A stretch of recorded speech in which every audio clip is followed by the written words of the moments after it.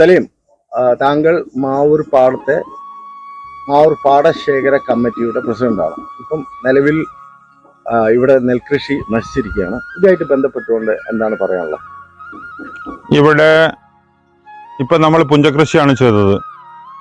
മാവൂർപ്പാടം എന്ന് പറഞ്ഞിട്ടുണ്ടെങ്കിൽ ഏകദേശം വെള്ളം ഇല്ലാത്തൊരവസ്ഥയാണ് ഈ സമയത്ത് ഉണ്ടാവേണ്ടത്. മഴ പെയ്തിട്ട് ഇവിടെ വെള്ളം കയറിയിട്ടുമില്ല, മഴവെള്ളം ഇങ്ങോട്ട് ഇറങ്ങിയിട്ടുമില്ല. ഇപ്പം ഇത് കവണക്കല്ല് ബ്രിഡ്ജ് ശാസ്ത്രീയമായിട്ടുള്ള ഓപ്പറേറ്റ് കൊണ്ടാണ് ഈ വിഷയങ്ങൾ വന്നത്. കൊയ്യാറായ വിളവാണ് ഒന്നായിട്ട് വെള്ളത്തിൽ മുങ്ങി ചീഞ്ഞു പോയത്. ഇപ്രാവശ്യത്തെ നെല്ല് എന്ന് പറഞ്ഞിട്ടുണ്ടെങ്കിൽ ഞങ്ങൾക്ക് നല്ല പ്രതീക്ഷയുള്ള നെല്ലായിരുന്നു. കാട്ടുമൃഗങ്ങളെ ശല്യം, പശുക്കളെ ശല്യം അതൊക്കെ എതിർത്തുകൊണ്ട് നിന്നിട്ട് ഇപ്പം ഏകദേശം നല്ല കതിരുകളായിരുന്നു. ആ കതിരിന്റെ കനം കൂടിയും കൊണ്ടായിരിക്കും അത് പെട്ടെന്ന് ചീഞ്ഞയുടെ നെല്ല് വീഴാൻ കാരണം. ഏകദേശം ഒക്കെ നശിച്ച ഭാഗത്തിലാണ്. അതിനൊന്നും തിരിച്ചു കിട്ടുന്ന പ്രതീക്ഷ നമുക്കില്ല. അക്കോലത്തിലാണ് കിടക്കുന്നത്. നേരത്തെ ഈ വിഷയങ്ങൾ ഉണ്ടായിട്ട് കോഴിക്കോട് കളക്ടറും ഞങ്ങളെല്ലാവരും കൂടി വിളിച്ച് കൂട്ടിയിട്ട് ഒരു കമ്മിറ്റി ഉണ്ടാക്കിയിരുന്നു. അതിനൊരു വാട്സാപ്പ് ഗ്രൂപ്പും ഉണ്ട്. അന്ന് ഇത് ഓപ്പറേറ്റ് ചെയ്യുന്ന സമയത്ത് ഇത് ഞങ്ങളെ അറിയിക്കണം എന്നുള്ള ഒരു നിലവിലുള്ള ഒരു റെഗുലേറ്റർ ഓപ്പറേറ്റ് ചെയ്യുന്ന സമയത്ത് മാവൂർപ്പാടം കർഷകരെ അറിയിക്കണം എന്നുള്ള ഒരു നിബന്ധന ഉണ്ട്. അന്നും ഇപ്രാവശ്യം അതൊന്നും ചെയ്യാതെ അവർക്ക് സ്വന്തം ഇഷ്ടത്തിന് ഓപ്പറേറ്റ് ചെയ്താണ് ഈ വിഷയങ്ങൾ വരാൻ കാരണം. പല പ്രാവശ്യം എയിനെ വിളിച്ച് അറിയിച്ചിട്ടുണ്ട്, വെള്ളം കയറുന്നുണ്ട്. അത് നമ്മൾ പറയാന്നല്ലാതെ അനുസരിക്കുന്ന ആ മനോഭാവം അവരടുത്ത് എത്തിയില്ല. ഇതിപ്പം ഷട്ടർ ഓപ്പറേറ്റ് ചെയ്യുന്ന അതിന്റെ ഉത്തരവാദിത്തപ്പെട്ട ഉദ്യോഗസ്ഥർ അതിന്റെ തക്കതായ രീതിയിൽ അത് ചെയ്യുകയാണെങ്കിൽ ഞങ്ങൾക്കത് സംഭവിക്കേണ്ട അതല്ലായിരുന്നു. അന്നും പല പ്രാവശ്യം ഇത് ഉത്തരവാദിത്തപ്പെട്ട ആൾക്കാരെ അറിയിച്ചിട്ട് അത് ഒരു കേൾക്കാനുള്ള മനോഭാവം കൂടിയും അവർ കേൾക്കാനുള്ള മനോഭാവം കൂടി കാണിക്കാത്തതിനോടാണ് ഇതിങ്ങനെ സംഭവിച്ചത്. പല പ്രാവശ്യം കഴിഞ്ഞ 13-ാം തീയതി വെള്ളം കയറുന്നുണ്ടെന്ന് ഞാൻ അത് പേഴ്സണൽ നമ്പറിൽ വിളിച്ചു പറഞ്ഞതാ. അന്നപ്പോൾ അത് ഓപ്പൺ ആക്കിയിട്ടുണ്ടെന്ന് പറഞ്ഞു. ഓപ്പൺ ആക്കി എന്ന് പറഞ്ഞാൽ അതിന്റെ പിറ്റേന്ന് തന്നെയാണ് അതിന്റെ ഇരട്ടി വെള്ളമാണ് പിന്നെ കയറുന്നത്. ഈ വെള്ളം ഇനി അങ്ങോട്ട് ഒഴിവാക്കാൻ ഒരു മാർഗവുമില്ല. ഇപ്പം വെള്ളം ഒഴിഞ്ഞു പോവല്ല, ഇപ്പം ചാലിയാന്ന് വെള്ളം മേലോട്ട് ഒഴുകിക്കൊണ്ടേ നിൽക്കുകയാണ്. ഇപ്പൊ ഞാൻ കാണിച്ചു തന്നില്ല, അവിടെ മങ്കുയിലേക്ക് ഇങ്ങോട്ട് വെള്ളം വന്നുകൊണ്ടേ നിൽക്കുകയാണ്. ഇപ്പൊ ഞങ്ങൾ ഈ സമയത്ത് കട്ട വിടേണ്ട സ്ഥലമാണ് ഇതൊന്നായിട്ട് രണ്ടാമത് വെള്ളം പൊങ്ങിപ്പോയത്. ഏകദേശം ഇവിടെ കൊയ്ത്ത് മെഷീൻ ഇറങ്ങി കൊയ്ത്ത് നടത്തുന്ന സ്ഥലമാണ്. കഴിഞ്ഞ കൊല്ലം കൊയ്ത്ത് മെഷീൻ ഇറങ്ങി കൊയ്ത്ത് നടത്തിയ സ്ഥലമാണ്. ഇവിടത്തേക്ക് ഇപ്പൊ അങ്ങോട്ട് വെള്ളം ഇറങ്ങാൻ ഒന്നിനും കഴിയില്ല. വെള്ളം കൂടുതലായതിനോട് ഒന്നും ചെയ്യാൻ കഴിയില്ല. ഈ വിളവിനെ കൂടി ബാധിക്കുന്നതാണ്. വെള്ളം കെട്ടി നിൽക്കുന്ന നെല്ല് വിളഞ്ഞു വരില്ല, വൈക്കോലൊന്നും വെളിയില്ല. അത് അങ്ങനെ തന്നെ അവിടെ കിടക്കാതെ വെള്ളം കെട്ടി നിന്നതിനോടാണ് ഒന്നായിട്ട് ഇടിഞ്ഞു വീണു പോയത്. ഇതുമായിട്ട് ബന്ധപ്പെട്ടിട്ട് ഇനിയിപ്പോ നിങ്ങൾക്ക് എന്താണ് നിങ്ങൾ ചെയ്യാൻ ഉദ്ദേശിക്കുന്നത്?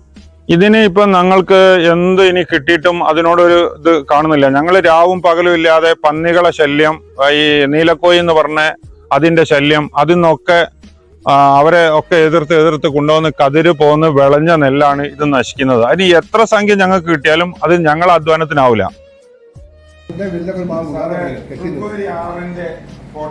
നമ്മുടെ ഇത് കൃഷി ചെയ്യാൻ വേണ്ടിട്ട് പമ്പ് എടുത്തിട്ടാണ് വെള്ളം കലക്ക് വരുന്നുണ്ടല്ലോ. അന്നും മഴ കഴിഞ്ഞിട്ടല്ലേ അത് വരുന്നത്.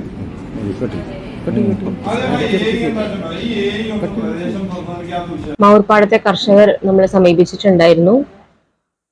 വെള്ളം കയറി എന്ന് പറഞ്ഞ സമയത്ത് തന്നെ നമ്മൾ സൈറ്റ് വിസിറ്റ് ചെയ്തിട്ടുണ്ടായിരുന്നു. വളരെ വലിയൊരു നഷ്ടം തന്നെയാണ് അവർക്ക് സംഭവിച്ചിട്ടുള്ളത്. പുഴയിൽ നിന്ന് നമ്മുടെ കവണക്കല്ല് റെഗുലേറ്റർ കം ബ്രിഡ്ജിലെ ഷട്ടേഴ്സ് കംപ്ലീറ്റ് ആയിട്ട് അടച്ചതിനെ തുടർന്ന് പുഴയിൽ നിന്ന് വെള്ളം കയറിയത് കൊണ്ടാണ് ഈ ഒരു നഷ്ടം സംഭവിച്ചിട്ടുള്ളത്. എല്ലാ വർഷവും ചെറിയ പ്രശ്നങ്ങൾ നമ്മൾ നേരിടാറുണ്ടായിട്ടുണ്ടെങ്കിൽ പോലും വളരെയധികം നഷ്ടമാണ് ഈ വർഷം നമുക്ക് സംഭവിച്ചിട്ടുള്ളത്. നിലവിൽ ഇങ്ങനെ ഒരു ഷട്ടർ അടയ്ക്കുക, അതുപോലെ തന്നെ തുറക്കുക, ഇങ്ങനെ ഈ സംവിധാനം അത് കൃത്യമായിട്ട് കർഷകരെ അറിയിക്കണം എന്നുള്ളതല്ലേ നിയമം? അല്ലെങ്കിൽ കൃഷിയായിട്ട് ബന്ധപ്പെട്ട ഓഫീസർ എന്നുള്ള നിലയിൽ നിങ്ങൾ അവരെ അറിയിക്കേണ്ട ബാധ്യതയല്ലേ? ഇത് ശരിക്കും ഇതിന്റെ റെഗുലേഷൻ വരുന്നത് കൊണ്ടോട്ടി സെക്ഷനിലാണ്. അപ്പോ പണ്ടും ഇങ്ങനെയൊരു കർഷകരുടെ ഇടയിൽ നിന്ന് നമുക്ക് ഒരുപാട് പ്രശ്നങ്ങൾ ഉണ്ടായ ഒരു സമയത്ത് ബഹുമാനപ്പെട്ട കോഴിക്കോട് ഡിസ്ട്രിക്ട് കളക്ടറായിട്ട് നമ്മളൊരു ചർച്ച വെക്കുകയും ആ സമയത്ത് ഉണ്ടായിരുന്ന പഞ്ചായത്ത് പ്രസിഡന്റും കർഷകരും കൃഷി ഓഫീസറും ആ സമയത്ത് ഉണ്ടായിരുന്ന എയും എല്ലാവരെയും വിളിച്ചു കൂട്ടി ഒരു യോഗം ചേരുകയും നമ്മളൊരു നിവേദനം കൊടുത്തതിന്റെ ഭാഗമായിട്ട് ഈ ഒരു റെഗുലേഷൻ നമ്മളെയും കൂടി അറിവോടുകൂടി ആയിരിക്കണം എന്നൊരു ഒരു നിബന്ധന വെക്കുകയും ചെയ്തിട്ടുണ്ടായിരുന്നു. പക്ഷേ മാറി വരുന്ന ഒരു സാഹചര്യത്തിന്റെ പുറത്തൊക്കെ പലപ്പോഴും നമ്മൾ ആ ഒരു നിബന്ധന പ്രകാരം നടക്കാറില്ല.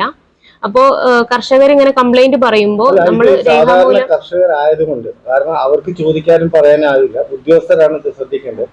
പ്രത്യേകിച്ച് കൃഷി വകുപ്പാണെങ്കിലും ഇങ്ങനത്തെ കലക്ടർ ഓഫീസിൽ നിങ്ങൾ ചേർന്നു അത് തീരുമാനം എടുത്തു കഴിഞ്ഞാൽ അത് നടപ്പിലാക്കേണ്ടവർ അത് നടപ്പിലാക്കിയില്ലെങ്കിൽ ഇതിന് എന്തെങ്കിലും പ്രതിവിധിയുണ്ടോ, അല്ലെങ്കിൽ നിയമ നടപടിയിലേക്ക് എന്തെങ്കിലും? നമ്മൾ ഈ പ്രശ്നം പരിഹരിക്കാൻ വേണ്ടിയിട്ട് പലപ്പോഴായിട്ട് കൊണ്ടോട്ടി സെക്ഷൻ എ ആയിട്ട് ബന്ധപ്പെടുകയുണ്ടായിട്ടുണ്ട്. അപ്പൊ അവര് പറയുന്ന ഒരു നിയമവശം എന്ന് പറഞ്ഞു കഴിഞ്ഞാല് അവിടെ വാട്ടർ അതോറിറ്റിന്റെ പല പമ്പിങ്ങും വാട്ടർ പമ്പിങ് കുടിവെള്ളത്തിന് വേണ്ടിയിട്ടുള്ള ഒരുപാട് പമ്പിങ് നടക്കുന്ന ഒരു സമയമാണ്. അവിടെ വാട്ടർ സ്റ്റോറേജ് കുറവായതുകൊണ്ട് തന്നെ അവർക്ക് റെഗുലേഷനുമായിട്ട് ബന്ധപ്പെട്ടിട്ട് പ്രയാസങ്ങളുണ്ട്, പ്രഷർ ഉണ്ട് എന്നാണ് അവർ പറയുന്നത്. അങ്ങനെയാണ് അവർ പറയുന്നത്. പക്ഷെ ഇത് കൃത്യമായി പാലിക്കാത്തതുകൊണ്ടല്ല ഈ പാവപ്പെട്ട കൃഷിക്കാരെ എത്രയോ വളരെ കഷ്ടപ്പെട്ടുണ്ടാക്കിയിട്ടുള്ള നെല്ലാണ് നശിച്ചിരിക്കുന്നത്. അപ്പൊ ഇതില് ഇനി ഇതുമായിട്ട് ബന്ധപ്പെട്ടുകൊണ്ട് അടുത്ത മീറ്റിംഗ് കൂടുക അല്ലെങ്കിൽ കളക്ടറെ കാണുക അങ്ങനെ എന്തെങ്കിലും? നമ്മൾ തീർച്ചയായിട്ടും നമ്മൾ കർഷകരുടെ ഒരു നിവേദനമായിട്ട് കളക്ടറെ ബന്ധപ്പെടാൻ തന്നെയാണ് നമ്മളുടെ തീരുമാനം. മാത്രമല്ല നമ്മളൊരു VCBക്ക് വേണ്ടിയിട്ട് പ്രപ്പോസ് ചെയ്തിട്ട് ഇപ്പം 2 കൊല്ലമായിട്ടുണ്ട്. അതിന്റെ ഒരു ഫോളോ അപ്പ് ചെയ്തുകൊണ്ടിരിക്കുകയാണ്. ഇവിടുന്ന് തന്നെ ഓപ്പറേറ്റ് ചെയ്യാൻ പറ്റുന്ന രീതിയിൽ. അതെ, തീർച്ചയായിട്ടും. അപ്പൊ അതാണ് കുറച്ചുകൂടി നമുക്ക് ശാശ്വതമായിട്ട് ഒരു പരിഹാരം. അത് മാത്രമേ ഉള്ളൂ. ഇത് ഇവിടുത്തെ ഈ പാടത്തെ ഇവിടുത്തെ കാര്യങ്ങൾ കാണുന്നില്ല, കേൾക്കുന്നില്ല.